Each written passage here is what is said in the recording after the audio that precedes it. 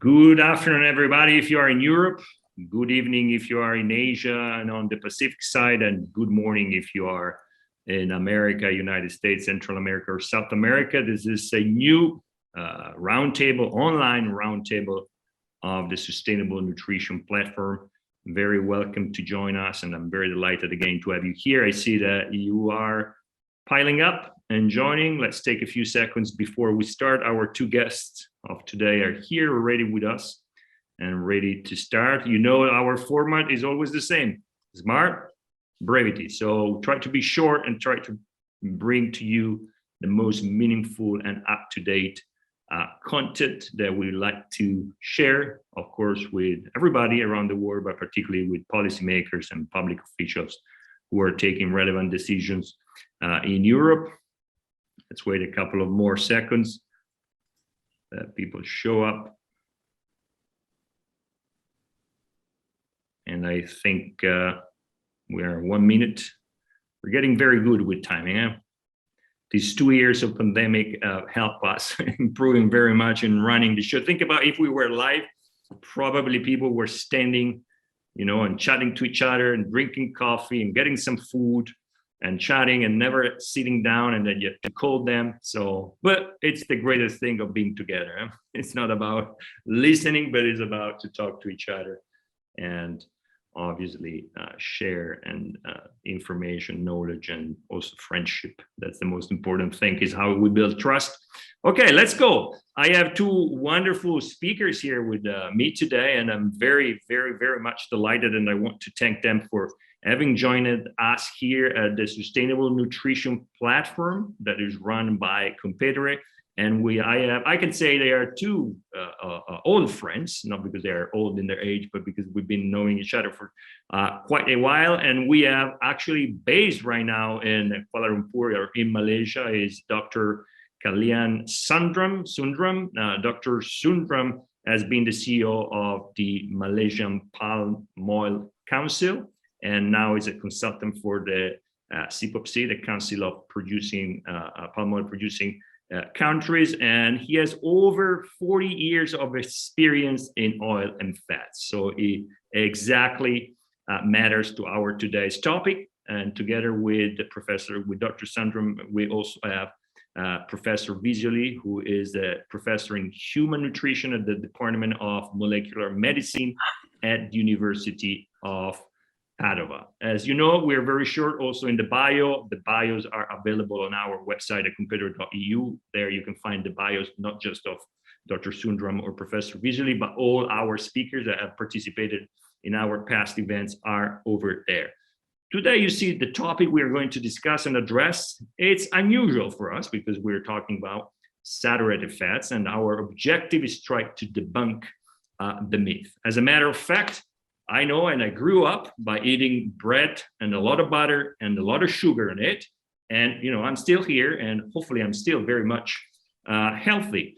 But growing up, I heard more and more that saturated fats are bad for the health, or could be bad for the health, and they have to be reduced. And for the past 6 to 10 years, I also experienced, when I go shopping to the supermarket, a lot of food producers who are aiming to reduce saturated fats, and they write it on the package, lower fats or no fats in here. So I started wondering, was my grandma being wrong, giving me a lot of butter and sugar, or these companies are suddenly taking the wrong way for obviously commercial purposes? But then, you know, at Competere, we like to critically thinking, and so we started investigating saturated fats, and we realized that there is a branch of science that argue, no, saturated fats are necessary in a balanced diet. And actually, we need a lot of saturated fats because we have a gigantic population of 7.6 billion people actually growing and growing. So we need a lot of saturated fats. And the question is,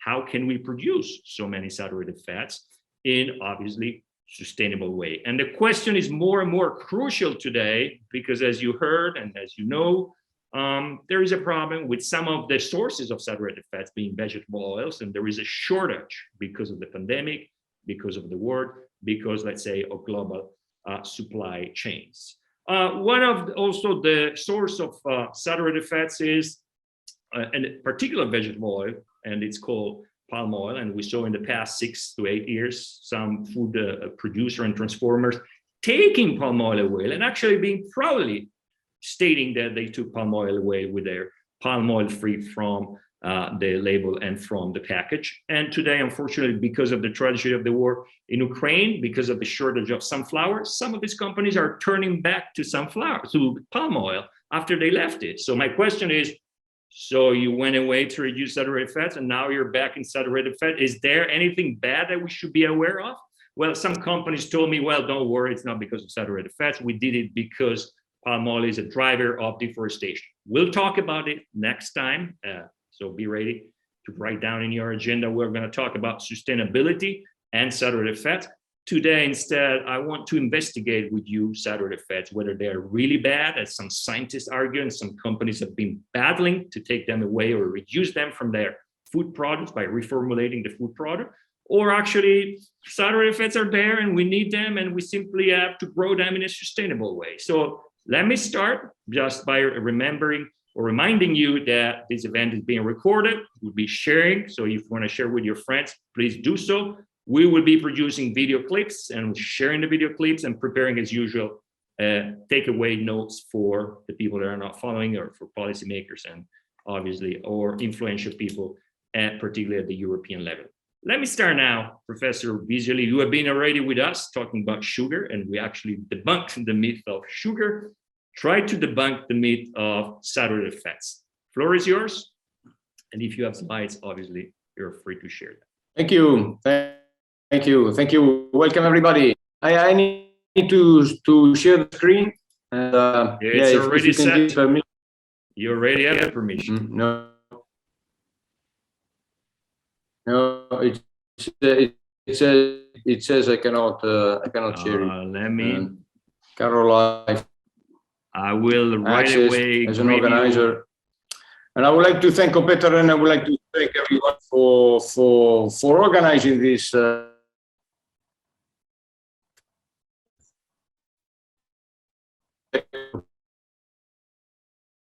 I think we have a problem with you, Professor, because we don't hear you anymore.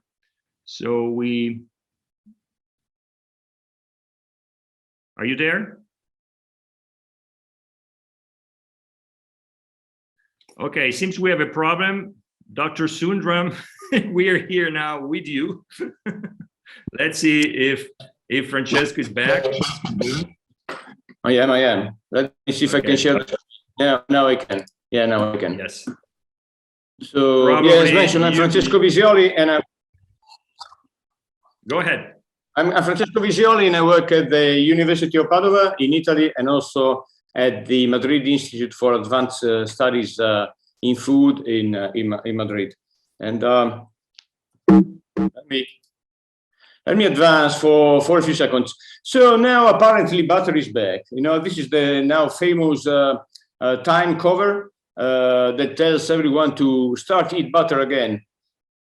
This is a bit weird, no? We've been told not to eat butter, not to eat saturated fat. This is a very old ad which was suggesting people to eat butter. Butter is slippery, and we needed to lubricate our arteries and our veins.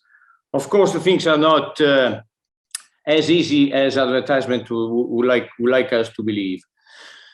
2 minutes of biochemistry, no more than 2 minutes of biochemistry. So everyone knows what saturated fat is. Everyone, we just talk about what it is. So everything we eat is called triglycerols or triglycerides.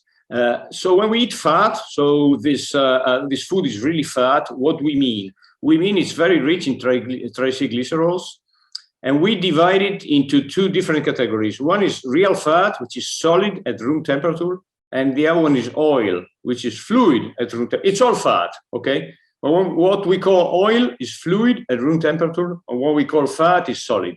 But it's all fat. Why one is solid and another one is fluid? It depends on our saturation.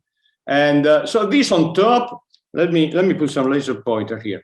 Okay, this on top is a fatty acid. So are all carbon atoms linked, one with the other one, linked. And this is the same thing. I just took the hydrogen away. But this is a saturated fatty acid. Means there are carbon atoms, 1, 2, 3, 4, whatever, I cannot count them.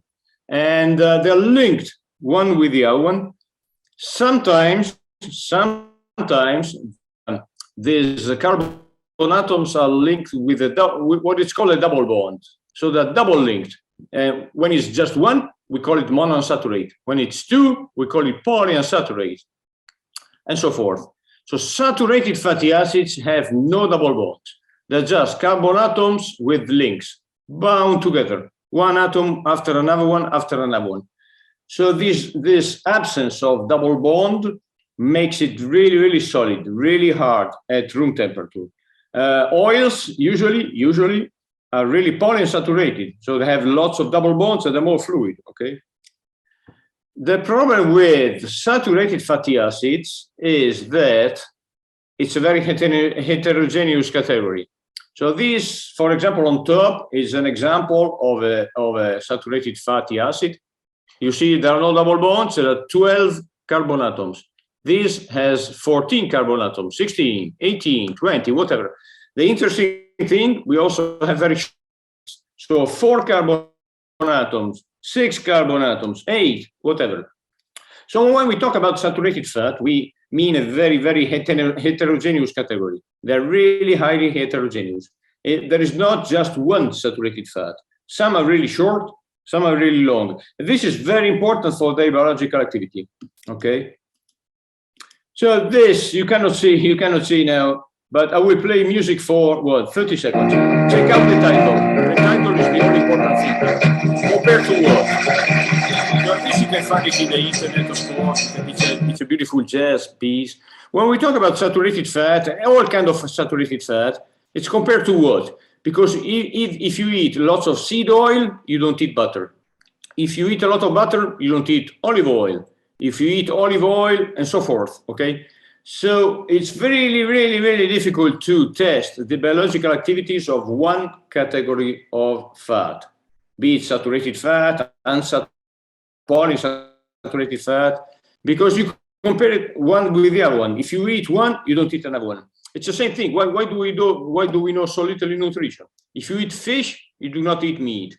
Then you see something. Is it because you eat fish or because you do not eat meat, and so forth? Or you eat a lot of carbohydrates, you do not eat protein. So it's really, really difficult to test the effect of fatty acids. Why should saturated fat be so bad? Well, mostly because they raise blood cholesterol, especially low density lipoprotein cholesterol, what is called the bad cholesterol. So saturated fat increases blood cholesterol. Also unsaturated fat increases blood cholesterol. This is why for many years we've been told not to eat saturated fat because it increases blood cholesterol. So stay away from it. Blood cholesterol, LDL cholesterol, is a risk factor for atherosclerosis and cardiovascular disease. But then we can crunch all the numbers. This is the global burden of disease. This is a group of people who walk around and go around and see and test and calculate what are the risk factors for cardiovascular disease or all kind of disease, and see what they say. Diet high in sodium, number 1. In trans fats, number 2, whatever. Sugar. Where is saturated fat? High meat. There's no saturated fat here. So apparently, when you take a look at what people eat and what they suffer from, there's no saturated fat. Apparently, saturated fat is not responsible for any kind of disease. Again, this is a scene. This is another global burden disease focus in Europe. High in sodium, processed meat, sugar-sweetened beverages. Where is saturated fat? I cannot see it. Apparently, when you do the calculations, saturated fat is likely not be responsible for any pathology. This is a systematic review, and I will show you what the systematic review is in a few seconds. And it says, is butter bad? So we've been told to stay away from butter, from saturated fat, from animal fat. So what's a meta-analysis? Not everyone is a biochemist, not everyone is an epidemiologist. So saturated fat is an analysis that combines all the results of many studies. So some people say that there are some people who work and some people who do meta-analysis. What do I mean? I mean that you do a small study with, say, 100 people. It's very small. another one in the world does 200 people, another one 300, another one 120. Then someone comes along and puts all the data together and does a meta-analysis. And this is how a meta-analysis looks like. The risk factor for everyone, it's a convention, it's 1. Everyone here has a risk factor for anything of 1. It's just, it's just what we agreed on. Everything, so the right-hand side, everything on lower than 1 on left-hand side is protective. So this is what a meta-analysis on butter intake it looks like. Nothing. What I mean is that when you put all the studies together, cardiovascular disease outcome, coronary heart disease, stroke, total cardiovascular disease, some studies show protective effects, some studies show negative effects. When you crunch all the numbers and you put them together, you see the result is 1, nothing. It's a bit weird. This is another meta-analysis which was very, very debated at the time. 1, odd ratios, 1. If you eat saturated fat, your odd ratios, your risk of getting sick is still 1, not more than 1, not even protective. Another one on type 2 diabetes, still 1. You see saturated fat protective, saturated fat harmful, more or less, there are no effect. I'm going to show you 1 or 2 more and that's it. Total fat, should we eat less fat? Should we eat less saturated fat? Still, you see, your risk factor does not change. Lots of studies. I don't know, I didn't calculate them, but look, it looks like 30 studies here. When you put all the data together, you do not see any effect of total fat, and you do not see any effect of saturated fat on cardiovascular mortality. Let's focus a little bit on milk, because the other part of the talk will be given on mostly on palm oil. So in the next 5 minutes, we'll focus more on milk. This is from my collaborator, Javier Fontecha. He investigates milk and dairy products, and I collaborate with him. Basically, a little bit protective. Butter, you see butter here, slightly protective. Not much, but slightly protective. Why? It's bizarre. Milk is protective towards cardiovascular disease. Dairy products are protective. You see, they're all on the left-hand side of the bar here. When you put all the data published up to now together, you see that milk and dairy products rich in saturated fat are either neutral or even protective. This is another meta-analysis of cheese and cardiovascular disease. The more cheese you eat, slightly, your relative risk decreases. And stroke, same thing, not much, but you still see that if you eat more saturated fat from cheese, milk, butter, dairy products, your cardiovascular risk or cerebral cardiovascular risk decreases just a little bit. So why is it? As I said 2 minutes ago, it's compared to what? We do not eat saturated fat. We eat milk, we eat cheese, we eat meat, we eat products with palm oil. We do not eat sugar. We eat cookies. We do not eat carbohydrates. We eat rice, pasta, couscous, potatoes, and they contain many, many different things. I'm a pharmacologist, and I'm trained to focus on just one component, but maybe I'm wrong. I'm starting to think that I'm wrong, that I got it wrong. I like polyphenols, I like vitamins, I like fats, I like polyunsaturated fatty acids. But we do not eat polyunsaturated, we do not eat omega-3, we eat fish. We do not eat saturated fat, we eat cheese, complex products. This is a paper I really, really like. Because again, we've been told by the WHO and many other organizations to decrease saturated fat. Maybe based on what we know in 2022, maybe we should revisit this approach, because the recommendations of the WHO does not really take into account the latest evidence. Showed you there's no real direct evidence that eating saturated fat is harmful toward cardiovascular disease. Yes, it raises blood cholesterol. Yes, it's better to replace saturated fat with polyunsaturated fat, but if you eat foods high in saturated fat, there's no evidence to date that this behavior is harmful or will increase your risk. Okay. So again, we do not eat saturated fat or polyunsaturated fat or monounsaturated fat or vitamin C or vitamin D. We eat food, whole food. This is an example I really like. Apparently, when you look at all the studies, saturated fats are more harmful in the United States than Europe. But why? Doesn't make any sense. Are Americans different? No, they're not. Is that the major proportion of saturated fat in the United States comes from meat, and in Europe, in particularly in the Netherlands, dairy products. So if you just focus on saturated fat, maybe you're missing the boat. You should look at meat. You should look at dairy products, or you should look at products with palm oil or with other kind of fat. You know, we should really start to think of a whole food rather than a single nutrients. And I'm saying that as someone who focused on just individual components for the past 35 years, and I'm serious. Maybe I was wrong. I wish to do that, but maybe it's not saturates. Maybe it's a whole food. You know, we look at saturates and we should look at cheese. We look at saturates, we should look at meat. We look at omega-3, we should look at fish. Who knows? For example, meat, you know, it contains plenty of other things. It contains iron, zinc, carnitine. Dairy products, they contain tripeptides that have blood-lowering activities, and they lower your blood pressure. Probiotics, conjugated linoleic acid. Focus on just one component, maybe we are missing the whole point. So these are my conclusions, and again, this is what I think after studying fat for the past 35 years.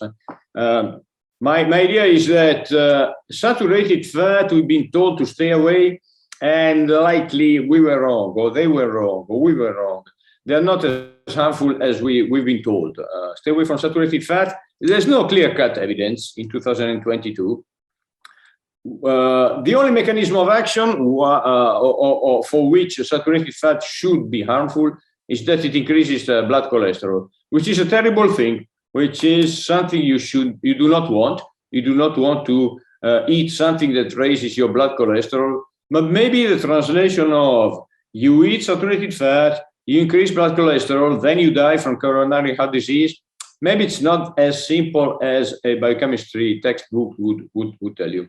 So don't overdo it still. You know, don't think that you can eat as much saturated fat as you want, because again, they increase your blood cholesterol. So be careful, but at the same time, don't be scared. If a food item is rich in saturated fat, well, so what? You should eat more polyunsaturates, but still, don't be scared of saturated fat. There's no evidence. In 2002, I showed you several examples, and I have many more, that eating food with saturated fat does not increase your risk for coronary heart disease, stroke, cancer, nothing. There's nothing in 2022.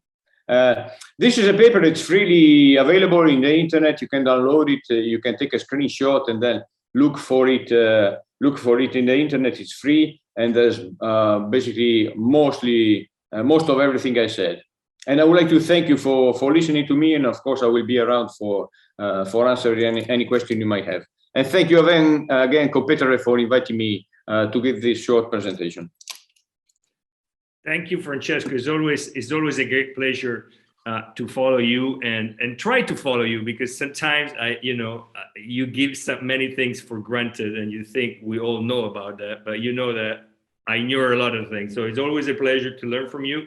And I'm sure there are a lot of questions. There was already a question asking for your slides, and we'll make sure that your slides obviously will be available on our website. And there's also the availability, of course, to get in contact with you and to write directly to you for any questions. So what you confirm is that in a balanced diet, obviously saturated fats have no impact. They might have an impact on cholesterol, but the impact on cholesterol can come from many other, I understand, many other ingredients. So that's I would say a good news. I will come back with a specific question to you to understand why then, if there are so many science-based evidences, there is such a reluctance in respecting or even going against saturated fats. But let me turn, as you mentioned, to Dr. Sundram, that is an expert in vegetable oils, and you mentioned vegetable oils, to try to understand how much saturated fats in vegetable oils, what is the impact? And then, as we said, it's a lot of people around the world, and we consume a lot of saturated fats. So to understand how saturated fats can also be produced in a sustainable way. Doctor, great to see you again after so long. Floor is yours. And I know you have some slides. The fact that you use glasses, is not a good thing. And it's not saturated fats. Yeah. Good afternoon, good evening, ladies and gentlemen, from wherever you are. Thank you for joining the session. Now, let me quickly share a short presentation that I have taken the liberty to prepare. And what's it doing? Yep, just make it big. Okay, let me, it's moving ahead. Okay, my name is Sundram, as introduced by my good friend and the moderator for this session.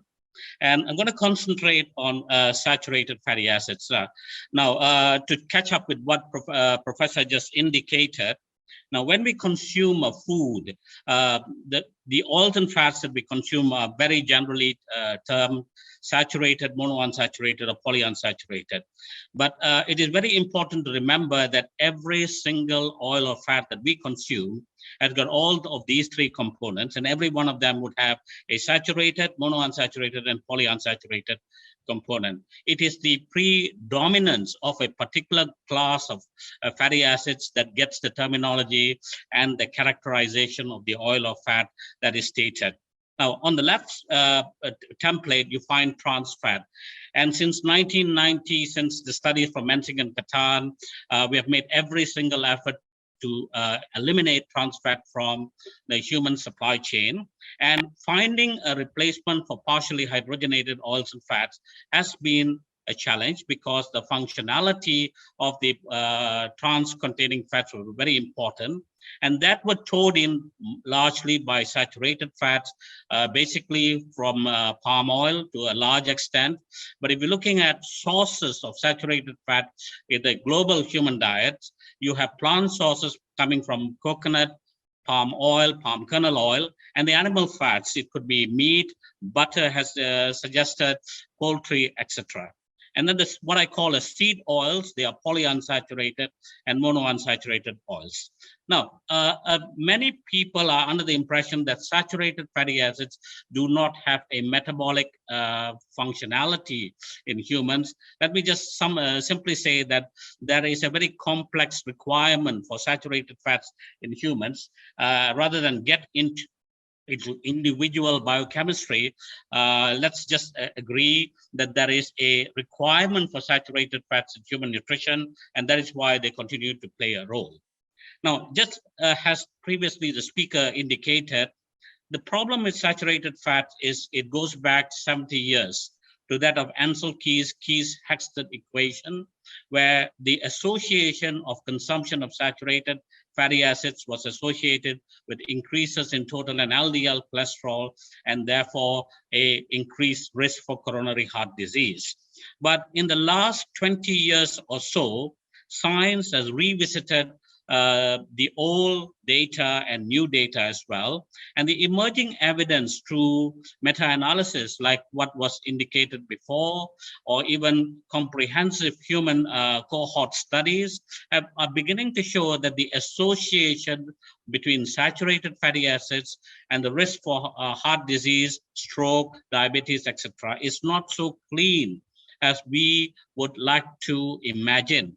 And so you can actually go into the literature and look for these studies. There are a number of these emerging. I've just put some of the data here, and they all indicate a single trend, that the older association of saturated fat with degenerative diseases is not being repeated in the modern analytical tools. And we really have to ask ourselves as nutritionists, what do we do then? But meanwhile, the problem is that if you look at national dietary guidelines, let it be the American the dietary guidelines, the European dietary guidelines, even dietary guidelines in Asia. Now, the expert committees have not changed their views on saturated fats. They still consider saturated fat as a risk, and they continue to prescribe diets high in polyunsaturated fatty acids, and substitute sometimes with monounsaturated fatty acids. Now, in the face of emerging evidence, the question I keep asking is, will the expert dietary guideline committees relook at some of the old data critically and switch the conditioning of the population about saturated fat dangers, and hope that we can move forward to a more realistic picture? Now, in the foray of these things is palm oil, because if we look at the composition of palm oil, it is 50% saturated fatty acids, palmitic acid primarily, a little bit of stearic acid. And the connotation with palm oil has always been that because of its saturated fatty acid content at high levels, it must behave like all other saturated fat, and therefore it would constitute a risk for heart disease in a given population. Now, over the past 30 years, I've been personally involved in undertaking a number of these human clinical dietary trials. And if I look for published scientific evidence to speak about what I call as the true effects of palm oil, I can count, forget the clinical studies, forget the cell culture studies. I just want to look at the human dietary intervention trials.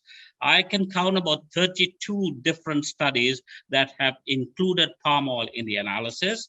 And just like our previous speaker, we put this in a meta-analysis state. Now, coincidentally, while we were doing this, there was another Italian group at the Institute of Nutrition in Rome, led by Elena Fatto, who also was, without our knowledge, she was doing that. And honestly, she beat us to the publication, and therefore I did not publish this data. But what happened is that if you compare Elena Fatto's data and our data, the similarities are very striking. The bottom line is that, just as explained, we have a scenario where the consumption of palm oil in this meta-analysis, 32 meta-analysis studies, indicate that the effect was neither positive nor negative. Palm was behaving more like a neutral fatty acid. Now, this is not surprising, because one of the very earliest studies that I conducted in the Netherlands at the Maastricht University was to substitute palm oil in a typical Dutch diet. And even in the 1990s, early 1990, we already were seeing that palm oil was behaving like a neutral fatty acid towards blood lipids, lipoproteins, and cholesterol. But at that time, there were not too many believers in that. Now, ladies and gentlemen, so given this, science is looking for new markers, new avenues. So all the time, the cohorts that we have talked about, they were looking at total cholesterol, LDL cholesterol, HDL cholesterol, the apolipoproteins, etc. And as you see, the new generation of data that was coming online, they were not giving scientists the intuitive, the step forward to understand effects of dietary fats, fatty acids on risk for degenerative diseases. Now, I like to quote the study by Professor Astrup and his team, who assessed this through what is known as a more novel lipoprotein analysis by looking at lipoprotein particle sizes in humans, because they then realized through led by the group, primarily Ronald Krauss and others in the United States, they realized that small LDL particles were more atherogenic than just measuring LDL cholesterol. And when they did that, they found in this particular analysis, the study that's quoted right on top, that although saturated fatty acids generally increase LDL cholesterol, the increase could not be attributed to smaller, dense lipoprotein particles, and there was no stronger correlation to coronary vascular diseases due to saturated fat consumption.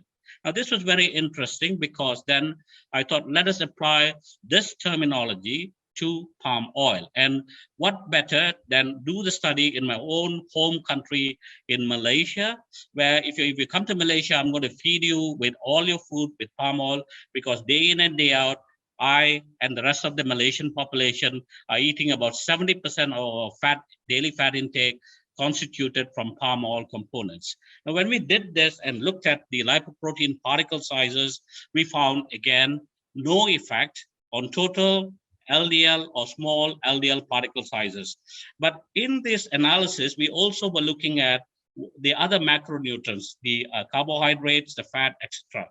Now, in the study that we published in scientific report recently, about 2 years ago, you can see that carbohydrates have a greater propensity to modulate lipoprotein subparticle outcome than fat alone or saturated fat alone. Now, this is a clue very important for populations like ours in Asia, where, as you know, sometimes cardiovascular disease seems to be migrating into the economies, the growing economies, the developing economies, and this kind of analysis is much required. But to summarize this, I would say that in this analysis, palm oil did not seem to encourage the onset of small LDL particles. Now, the pictorial I give you are the different sources of fatty acids, but I also put your pasta, your bread, etc., and a can of soda drinks, a lot of soda drinks. I think the culprit that is beginning to emerge in Nutren is the number of cans of the sweetened soda drinks that you and I consume on a daily basis, and they could be of more interest than saturated fat alone. Let me do a final slide, because very recently the media was up and above because there was a study from Spain, Pascal et al., 2 studies since 2021 published in Nature, where they indicated that in their mouse model, palmitic acid was showing to be pro-metastatic and creating, and they proved that through a number of very elegant molecular analytical parameters.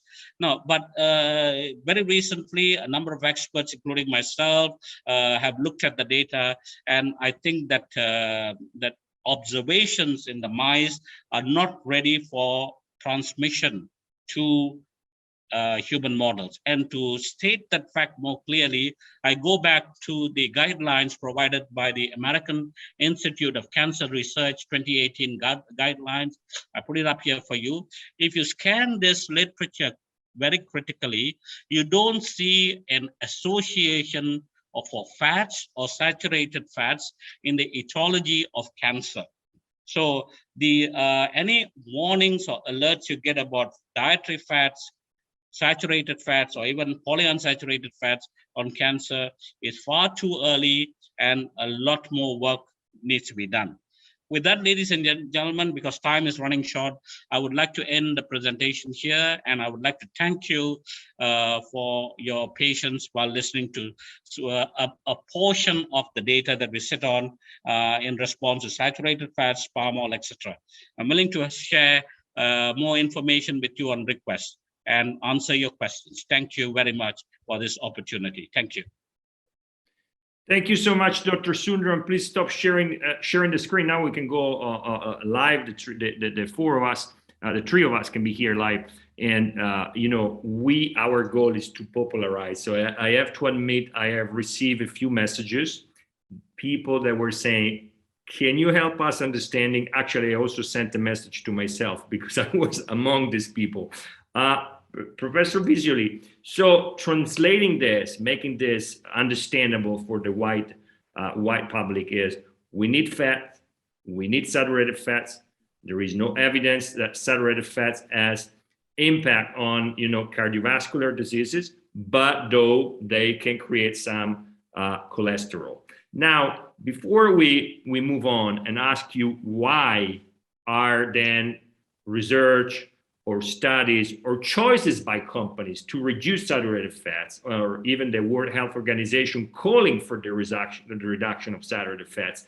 Since this is a discussion right now in Europe, particularly, and we talk about the Nutri-Score, even there is a system like the Nutri-Score that is punishing products that contain saturated fats.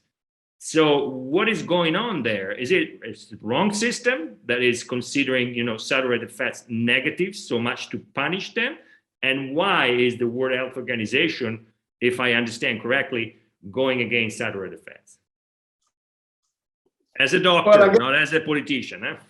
Yeah, no. I'm not a politician. Thank God I'm not a politician. So then the idea, which is true, is that saturated fat increases cholesterol. And cholesterol is a risk factor for coronary heart disease, especially LDL cholesterol. So the assumption was made, and still been made, that if you eat a lot of saturated fat, your blood cholesterol goes up and you will die from coronary heart disease. So the first passage is correct. If you eat saturated fat, your blood cholesterol goes up. But then what does not happen, why, I have no idea, but there are some theories about it, is that if you eat saturated fat, your risk factor does not go up. Your blood cholesterol does, but your risk factor does not. I don't know why. Maybe because saturated fat is less oxidizable, for example. Everybody's concerned about oxidation. Eat a lot of antioxidants, which is way more complicated than this. But saturated fat is more stable to oxidation. You can see that in your kitchen. Saturated fat is stable. Oil is more prone to rancidity. So the same thing happens in your body, in your cells. So the notion that started many years ago was that you eat saturated fat, your blood cholesterol goes up, therefore you will die from coronary heart disease. So the first part is correct. You eat saturated fat. That's why I say do not overdo it. Do not feel free to eat as much saturated fat as you want. But if you eat some saturated fat, your blood cholesterol will go up and nothing happens. But Professor, when you say don't eat too much, what is the too much? Is there a percentage? It changes by person, because when I look at the Nutri-Score, everybody is the same, but I think I have a different system than other people. Or I see you're very slim, so probably you eat a lot of saturated fats, but still you're slim. That's a key point. Some people can eat as much fat and sugar as they want. That's the whole concept of nutrigenetic. I make, for example, just to leave the saturated fat away, coffee. Some people can go out to dinner, have coffee, and go to bed. I drink coffee after 11 a.m. I don't sleep at night, and it's the same molecule. Okay, it's the same molecule. It's caffeine, and the same notion applies to cheese, applies to pasta, applies to kimchi, applies to everything we eat. Everyone reacts differently. So when I say do not eat too much, do not eat too much fat in general, because it's high in calories. Do not eat too much saturated fat, but again, do not be scared of it. If you see something high in saturated fat, do not think, oh, this is going to kill me. It does not. It might increase your blood cholesterol, but as we just said, we just heard, maybe sugar is even worse, or maybe other kinds of combinations are worse, or maybe the time we eat a day, how frequently we eat. I mean, it's not pharmacology. People are trained, and this is a very important point I would like to make. Then I quit. It's not pharmacology. We are trained to think that one molecule treats or prevents something. It's not an antibiotic. Saturated fat, it's not an antibiotic. You have an infection, you take antibiotic. How much? The pharmaceutical industry will tell us. You have fever. How much paracetamol you take? 500 milligrams. It's easy. I mean, it's not easy. It's very complicated. But how much vitamin C do you want to eat? How much saturated fat? It's really, really complicated because we eat complex foods. So it's not pharmacology. Nutrition is not pharmacology. Way more complicated than that. Professor, we also got a question we got several questions, but we got one from an anonymous. I don't like to answer question one are posted from anonymous people, but this time it's a good question. It says, so what about obesity? Is because of saturated fats or unsaturated fats? We don't know. No, it's because of, there are two theories. One is calories in, calories out. So it's a thermodynamic thing. If you eat too much and you burn too little, you gain fat, for sure. The other theory, which is not proven at the moment, is that if you eat too much high glycemic index carbohydrates, too much sugar again, then for some metabolic reasons, it's very complicated to explain here, but then you will gain weight. So obesity, and then the microbiota, again, that's another. So the real reason for obesity are not clear. If you eat too much, you will get fat. Maybe if you eat too much sugar, you will get fat. Maybe if your microbiota is imbalanced, you will get fat. But for sure, it's not saturated fat, polyunsaturated fat, it's calories. Calories in, calories out. Yes, and very good, because you also have not mentioned, but you partially mentioned the fact that we have different attitudes. We run, we spend our day in front of a computer, and we are very lazy or very active. Dr. Sundaram, I'm coming to you because since you mentioned palm oil, I was very curious because some time ago I saw the advertisement of a company that has reformulated their product, taking palm oil away, and they said in a spoon of chocolate spread cream, they said we have reduced the saturated fats of 50%, and that sounded like, wow, 50% less in a spoon. That means my day is going to be saved. Is that bad commercials? And then I'm going to take a question by Robert Hill here. That is a very long one, so I'll just read the last part. What are your thoughts on cholesterol content in these foods, talking about, for instance, eggs, as they relate to chronic heart diseases and saturated fats? If you can answer that question. Then there is another one, but we can take it later on. Okay, the best way for me to answer that is, like I said, if you look at the hype around the saturated fatty fats story, and the fact that expert national recommendations, again, focus on elimination or either reduction or even total elimination of saturated fat from the diet. So food companies know that the consumers will, to some extent, follow such recommendations. And every time you make a claim that you have reduced saturated fat content in a product, you're going to get a buzzword that people think that that is a healthier food. But the question always has been, in replacing saturated fat, what have you done?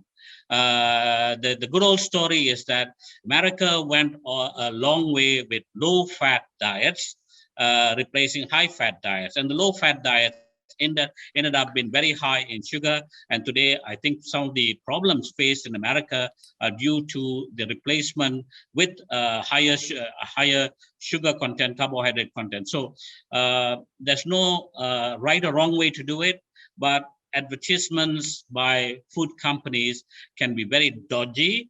And you really have to ask questions where food companies are advertising their products ethically in order to teach better nutrition to the consumer. My take, 80% of the time, they are not. They are looking after a profit. That's a game plan, and there's no running away from that game plan globally. Now, the question related to cholesterol metabolism. Now, consumers often confuse with the fact of dietary cholesterol and blood cholesterol level. Now, did you know? Okay, the relationship as always goes back to egg consumption, because an egg yolk contains about 200 milligrams. 180, 200 milligrams of cholesterol. But very early 1970s, 90s, 80s studies have, particularly from the Egg Marketing Board, you can say that's a promotion, but good science, they showed that for every 200 milligrams of dietary cholesterol consumed in humans, you only actually absorb 2 milligrams of cholesterol that goes back into your bloodstream. The rest is excreted. And don't forget that cholesterol is, again, a required component for cellular functions and a lot of metabolic functions in our human body. So, okay, the absorption of cholesterol is only going to get complicated or bad if your genetics are compromised. If your genetics predispose you to increased levels of LDL total cholesterol, then yes, high dietary cholesterol is going to contribute to that load. But in normal populations, you're talking absorption rates that are only about a maximum of 2% if you go by the science. So you may get away, but But that doesn't mean that I wouldn't advocate eating 10 eggs a day. That would throw in 2 grams of cholesterol. You may tolerate it for a little while, but continuously for 365 days in a year, you will ask for trouble. So back to fat and this thing, it's a question of quantity, quality. You and I have to find a balance between quantity and quality in all the foods we consume, without exception. Thank you. Thank you, Doctor. I still have 2 questions here that are posted in our question and answers. One is again from Robert. Robert says, question for both. The focus on SFA and CVD is great, but is the focus ignoring chronic inflammation and heart diseases?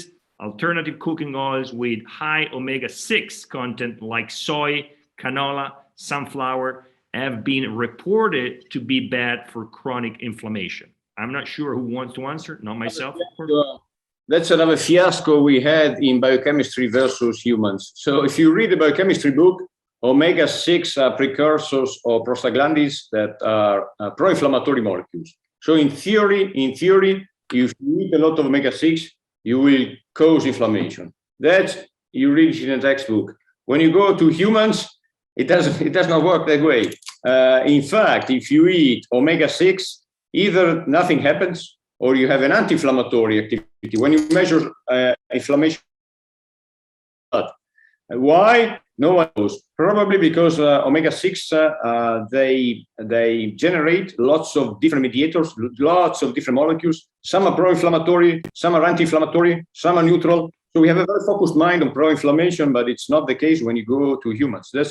Those omega-6 has been a major fiasco for biochemists because they all thought the omega-6 were pro-inflammatory, which is true if you look at biochemistry, is true. But when you look at human beings and you measure their circulating markers of inflammation, nothing happens. So again, don't be scared of omega-6 at all. Dr. Sundram? Yes, can I add to that? Okay, with omega-6, I think it's very important to agree and understand that we do not consume the omega-6 oils in their raw status, unlike virgin olive oil. You put omega-6 in a fryer and you heat it up. The first oxygenation attack that's going to happen is on the double bonds. And when the double bond is oxidized and compromised, you have the opportunity in the fat to form cyclic monomers and aromatic polymer compounds. The nutrition of that, of which we do not fully understand. So I go back to what Professor indicated, that our understanding of the biochemistry of that those elements of science is still, I would dare say, very rudimentary. We haven't been able to take an oxidized fat and feed it to humans and see the effect, because it's totally unethical. I would never feed oxidized fat to humans, but there you go. If you heat a polyunsaturated oil, it will oxidize more rapidly than a saturated fat or palm oil. That is why in the real world of frying, the best oil in terms of oxidative stability is palm oil, followed by the high oleic variety oils, including that it be sunflower, rapeseed, the high oleic varieties, which do not have an omega-3 component in it. So you need to understand that more critically. Thank you.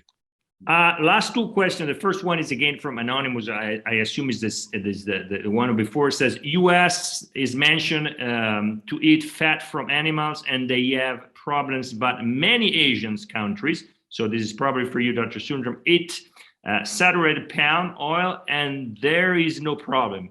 Is due to the vegetable origin or the beta saturation or unsaturation? Okay, if you take the larger palm oil consuming countries, I always say that you have to go back to look at what is the per capita fat consumption in this population. I mean, look, within that population, there are pockets who will overconsume fat. There are others who are in the undernutrition stage or within the limitations. But generally speaking, most countries in Asia, in the developing part of the world, have fat consumption levels which are below 25, 28 energy percent. In Malaysia itself, a lot of people in Malaysia scream that we have to very high fat diets, but our fat intake is about 27% energy compared to about 33, 34 in Europe. You used to do 42. So I think the function of palm oil in this population is, again, the quantum that you are consuming. And one of the advantages in an Asian diet is that you get a whole different matrix of different natural foods, legumes, beans, etc., fruits, vegetables, which are eaten on a more regular basis than the Western population. And in these, they carry the minute amounts of polyunsaturated content. But overall, in the diet matrix, as indicated, they all come in together like a symphony, and probably they are doing much more better than just telling people that you are eating just palm oil and you're going to drop it. So that's a take I prescribe to our population, at least. So you're saying that in the US, you don't have that kind of variety, probably.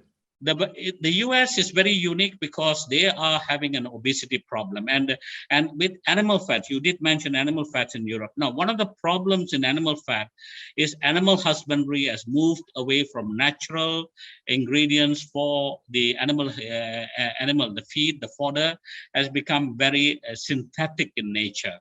And you hear complaints of hormonal injections or things to accelerate muscle mass and growth in the animals.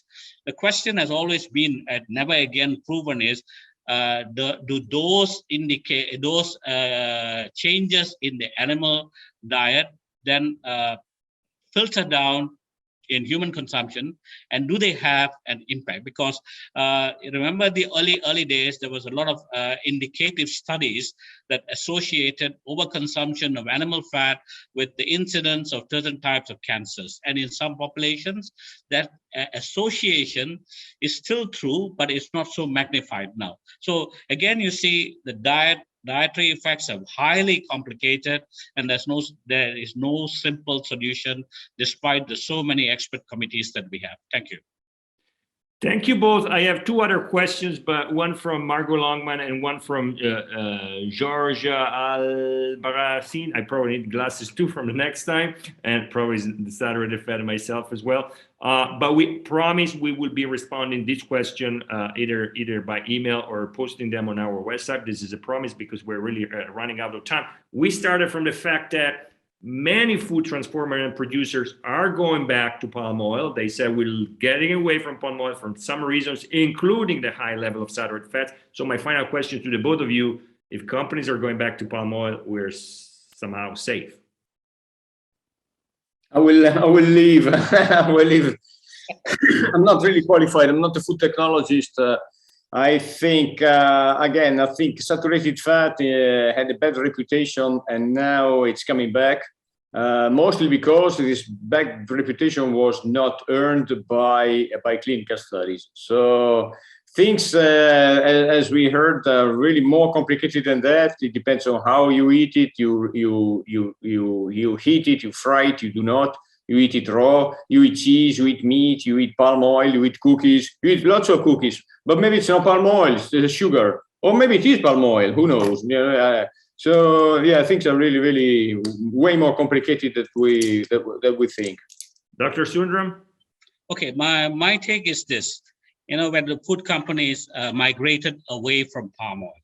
Now, before they migrated, if you look at their formulations, and I've seen many, I've even worked in that, the formulations entail a portion of palm oil in order to provide the required functionality, particularly in solid fats, in margarines, in shortenings, in frying fats, etc.